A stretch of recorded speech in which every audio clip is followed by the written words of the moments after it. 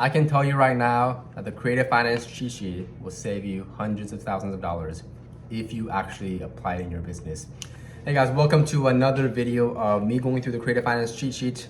This is 100 different lessons I learned while doing little under 200 creative finance transactions, and this is something that I had to learn the hard way, and I took a month and a half to write this ebook because I really think this will bring a lot of value to you. So let's get to it. You guys know how this works. I'm going to be breaking down number 31 through 40 today, and make sure you get the ebook so that you can follow along. Ebook is only a paragraph, but in this video I'm going to be telling you in a storytelling format so that you guys truly understand how this works. Rule number 31, understand why people want to do deals with you. People do deals with people that they absolutely hate, and I am example of one of them. I don't do deals with people that I like all the time. Matter of fact, many of my best friends I've never even done a deal with, but the people that I do deals with are the people that actually do the deals. So for example, I would 100% do deals with people that I do not like because the money talks, right? As a business owner, I need to make sure my business is profitable and it is bringing in income because I have people that work for me. So guys, as a business owner and you're trying to do more business, if all you're trying to do is be friendly with other people and make buddy with people, that is not the way to win your business. The way you win the business is by setting yourself up for credibility. And what I mean by that is, when I walk into a seller appointment, I don't build rapport by, hey, this is a nice cat. What dog is this? What color is what's your favorite color? That is not how you build rapport. I go into the seller appointment and I don't even talk about them at all. I say, what?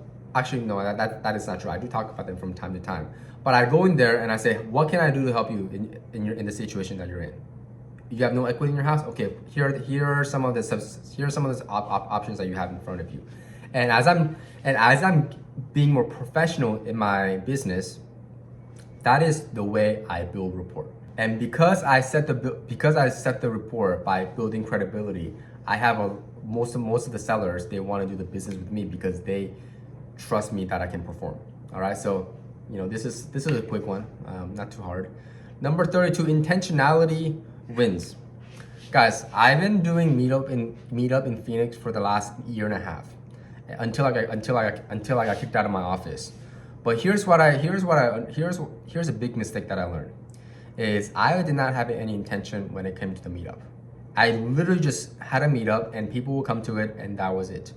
And I wish that every single meetup that I did, because people came over to my meetup. I had over 40, 50 people meet up at any given time. And that would have been a phenomenal way for me to promote my affiliates, promote my business, raise more money, create more content, build relationships.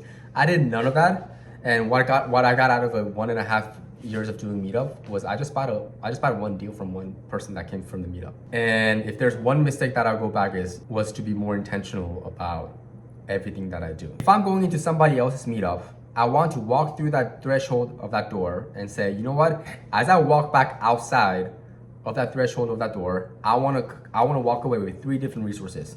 I want to walk away with someone that can help me raise money, buy a deal, and someone that I can do content with.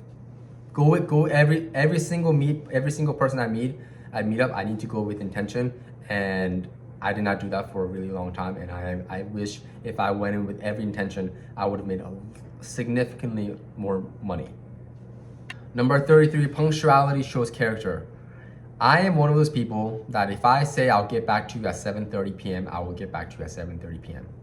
If I tell you, hey, I'm gonna get back to you by the end of the day today, that means I have until 11:59 p.m. for me to get back to you. For example, if a wholesaler sends me a deal and says, hey Kevin, I have this deal in Phoenix, Arizona. I have this deal in Scottsdale, Arizona. Would you want to do this deal with me? Would you want to buy this deal from me? I always say, you know what? Let me check this deal out. I cannot give you an answer, yes or no, just yet, but I'll give you an answer by 4 p.m. today. And by 4 p.m. today, if you don't hear an answer from me, then please go sell that deal to somebody else. And I am very punctual, and I respect the people that respect punctuality, right? There's nothing worse. There's absolutely nothing worse than somebody that says, yeah, let me get back to you till the end of the day, and they don't get back to you for 3 days, and you follow up with them and they say, oh yeah, give me a couple more days. you need to tell them, hey, this is how it's going to be done, and this is the expectation. And if I don't perform to it, then feel free to go work with somebody else, right? You do not want to hold up a deal for other people, from other people, because you are not responsible with your time, right? And it also shows how responsible you are, right? If I say, hey, let's meet at this house at 3 p.m. and you show up at 3:25, and you've been completely ghosting me, you don't text me. It's like, do I ever want to do future business with you? It's those small things that tell a big story. And I want to do business with people that respect the nitty-gritty aspect of the business, which is punctuality, right? If you're on time, you're late. If you're early, then you're on time. Rule number 34, leave them alone. This hasn't happened to me in a really long time, but this has happened to me before. And I got cut out of a deal at least 3 or 4 different times before I got my first deal. And I say this because it almost put me out of business. I got so disappointed. I lost faith in myself, and I was like, this business is not right for me. So it almost put me out of business. But there's people that will take advantage of you, and it will hurt you, but they're gonna move on with their day because that's what they do. And what you have to do as a business owner and as a mature person is to just walk away and let karma take care of them. Because I'm a firm believer in karma, right? You can believe whatever you want, but I firmly believe that. And here's what happened. There's this guy out of South Florida named Lucas. I'm not gonna say his last name because I don't want to blast him out, because I'm gonna leave him alone. I'm gonna blast his first name. Lucas cuts me out of a $20,000 deal, and I was super excited. I was already counting my check before the check even came. And long story short, I get cut out of a deal. I did not know anything about what JV agreement was. And I'm like, you know what? I told myself, Lucas, you're gonna run into me one day or another because I'm gonna get so big in real estate. And I told that to myself 2020. This was December of 2020 when I got cut out of the deal. And guess who came to my meetup when I was hosting meetups in Phoenix? Lucas came to my meetup, and he did not know who I was. But I knew exactly who I was because you cut me out of a $20,000 assignment fee, right? And you know what? I did not blast him out on social. I did not blast him out on social media. I did not blast him out in public. I just left him. I just left him alone. I didn't even talk to him. He tried talking to me. I just walked away, right? And that is a mature thing to do as a business owner, because you do not want to have bad reputations by you blasting other people in front of hundreds and thousands of people, right? So everything comes full circle, and if somebody takes advantage of you, just say, thank you so much for taking advantage of me. You taught me a lesson, and move on and make more money. That is rule number 34. If you're looking to build your rental portfolio like I did, $7 million in real estate only using creative finance, listen up, because I'm about to share you my favorite hacks using PropStream. One of the easiest ways for you to go find seller finance deals is to go after homeowners that already sold their houses on seller finance in the past and ask them, hey, would you like to do another seller finance transaction? Let me show you how simple it is. In PropStream, I just search my target area, Maricopa County for me, and the filter I use is transaction type under seller financing, and it's under the ownership history section. In seconds, I have a list of properties where the previous sales was structured as seller finance. If you zoom in, I can see the seller's contact information, mortgage details, and even the property history all in one place. These are the owners who have sold their houses on seller finance in the past. And all I have to do is reach out and say, hey, would you want to do another seller finance deal? If you want to stop guessing and start targeting owners who are already familiar with seller finance, PropStream is a tool you need. Click the link down below to start your free trial and see how easy it is to find your next creative finance deal. Number 35, sometimes working for somebody is better. And I say this because I wish I worked for somebody when I first got started. I think it would have cut my learning curve by so much. It took me 7 months to get my very first deal, and 3 or 4 different times to get cut out of a deal. And this was really, really hard for me to do, but my ego kept me from working from somebody else, because I said, you know what, I'm a business owner. I don't want to work for somebody else. But in all seriousness, you have to put your ego aside and say, what do I really want to accomplish? Do I want to build this business? Yes. And if I want to build out this business, does it require me to learn new things that I don't know yet? And if the answer is yes, and the answer is yes, How can I learn that? Can I learn that by working for somebody else, or do I want to learn that the hard way? Just like you're following my ebook and learning the lessons that I learned for you, you should always try to learn the lessons without having expenses on yourself, right? So guys, if you're just starting out, I don't think it's a terrible idea for you to go work for somebody else and get all the learning lessons out of the way. Because the lessons that you learn on your own will be way more costly than if you were to learn it by working for somebody else. You have no overhead. You're not spending any money on data. You're not spending any money on employees. They're giving you free training.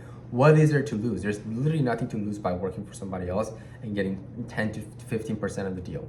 So if I were to start all over again, I think I would 100% work for somebody. Rule number 36: pay for shortcuts.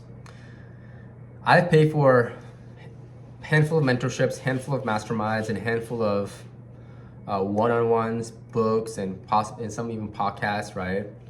And every single time I pay for those things, I don't see the immediate value in it, because there's no way of me seeing a true value in that, because you're saving future money, and who knows what that future money cost, right? So people come to me and say, Kevin, you've accomplished so much in 3 years. And I'm like, I totally understand that, and I think I could have accomplished all that I did in 3 years because I paid for shortcuts along the way.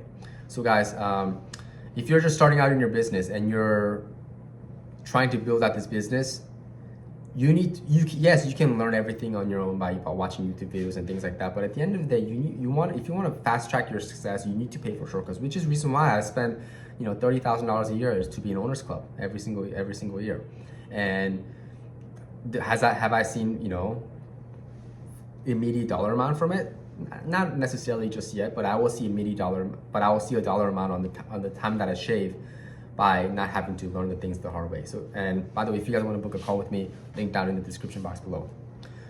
Number 37: facts tell, stories sell. Every single time I go to a seller appointment, I tell the same story over and over again, right?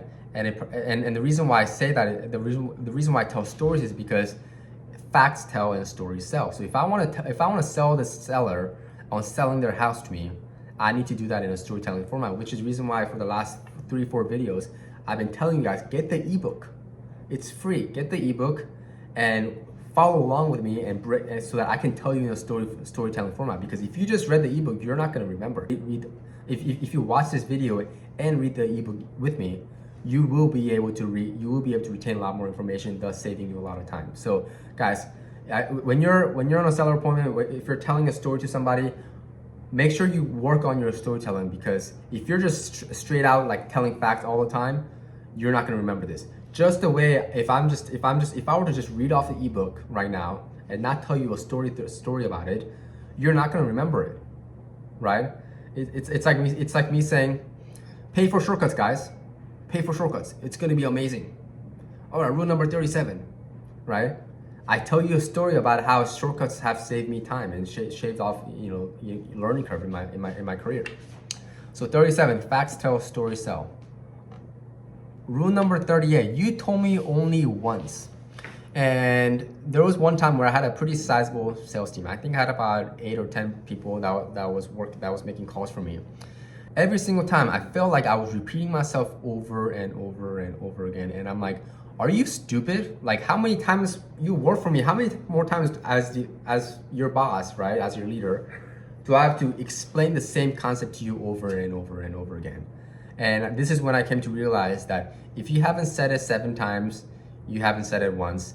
And as a business owner and as a leader in the organization, I need to be more patient about how to treat your employees and the people that work for you, because they're not necessarily you. Like, I am pretty sharp, and so are you. If you as a business owner, you have to be sharp. But the people that are just in your organization, they don't necessarily have that ambition, and they don't really want to have that ambition. And you need to be more patient with them. And this is a lesson that I learned, is that I need to be more patient in order for me to become the great leader. But at the same time, the people that work for you cannot be stupid, where I have to tell them 7 times for them to understand the concept once, right? I think the sweet spot is tell them 2 or 3 times, and if they don't understand it, they gotta go. 39, build out your affiliate game. As you are building out your business, you are going to have to pay for certain things, vendors, softwares, employees, and all those things. And as if you're paying for a product anyway, why don't you affiliate for that product in particular? What I mean by that is when I'm pulling a list for my real estate business, I pull my list from PropStream, and everybody knows that, but I pay $97 a month for my PropStream. Can I not tell people that use PropStream, the software that I use to pull the list, and get a portion of the amount that other people pay for when they sign up under my link, and I can make some side money off of it? 100% yes, you can. When you go create an LLC, I use Prime Corporate Services, and so should you. Save me lots of money from lawsuits, by the way.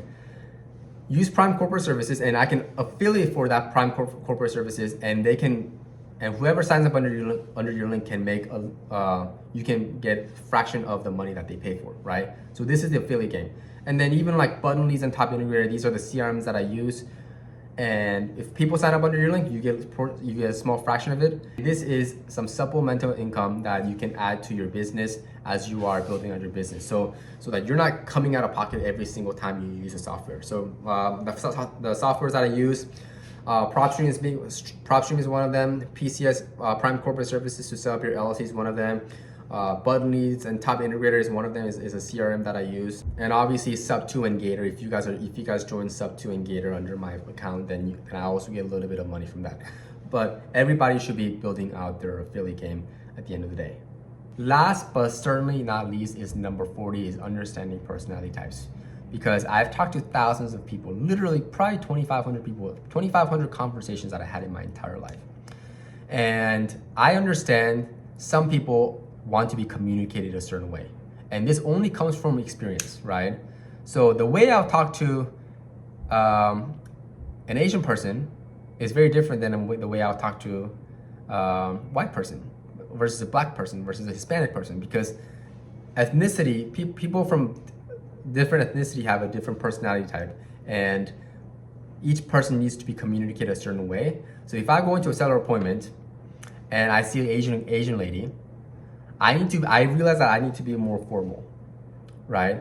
I can't just go up to them and say, "Hey, what up?" and tap them up. That's not how Asians really communicate. They want to be shown respect. You want to shake their hand. You want to be very respectful. You don't want to walk into the house before them, and so on and so forth. But if I see somebody that's my age and he's white, he's black, he's Hispanic, I can be more friendly with that person. Right? So understanding the personality types and where they come from and the ethnicity wise, you need to be able to cater that individually to every single person that you meet, because like I said, people want to be communicated a certain way, and you need to be able to decipher that. So when you first meet a person, you need to be able to change your avatar really quickly. Okay, I can be whoever you want me to be based on who you are. So guys, hope that helps. We just covered number 31 through 40, and I hope you enjoyed this. I hope you're really enjoying this series, because I really have a lot of fun talking about this, because it's something that I'm passionate about, and I really want my audience, the people that's watching this video, to learn, to learn from my mistakes, so that you do not have to learn from your mistakes and pay the price for it. Anyways, if you guys want to book a call with me, link in the description box below. If you guys want to check out some of my affiliates, link down in the description box below. And yeah, call it a good day, guys. Bye.